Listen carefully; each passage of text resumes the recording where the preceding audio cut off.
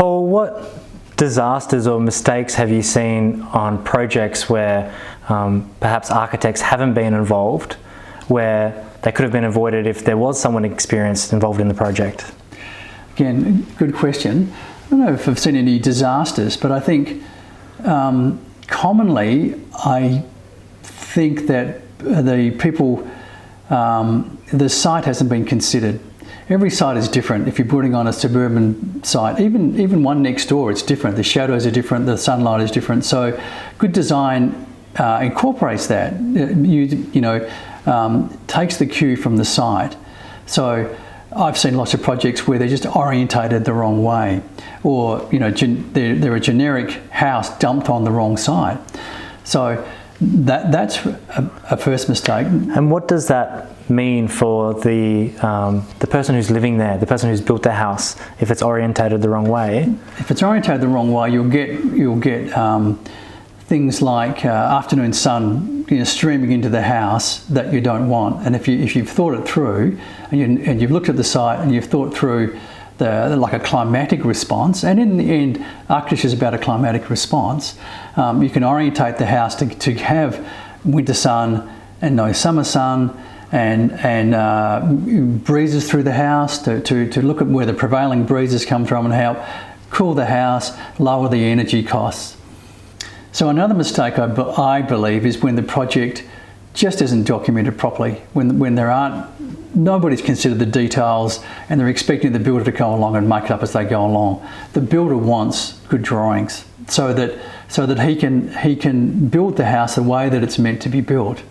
If you've done all your selections before you start, it can save time, because the builder's not waiting for information. He can order things ahead of time, and again, it saves you time and it saves money. So another mistake, just following on from what I call the documentation, is not thinking about details before you go to site.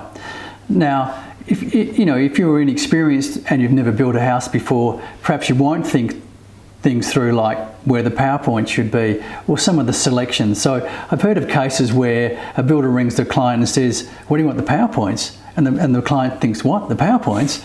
And you've then got to run around, work out where they're going to go. The builder's waiting, is wasting time, or the builder says, "What taps do you want?" You go, "Taps? I haven't thought about the taps."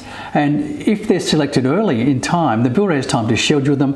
There's also the whole issue of the house, the continuity of the finishes, of the decor of the house, that you can select the taps and the tiles, things that go together. But you've just got to think about that early before you get to site.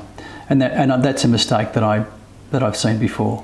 And so what does that mean for the people that are building the house when these mistakes happen? Is it costs them more, or they just lose time, or what happens? I think it's all of that.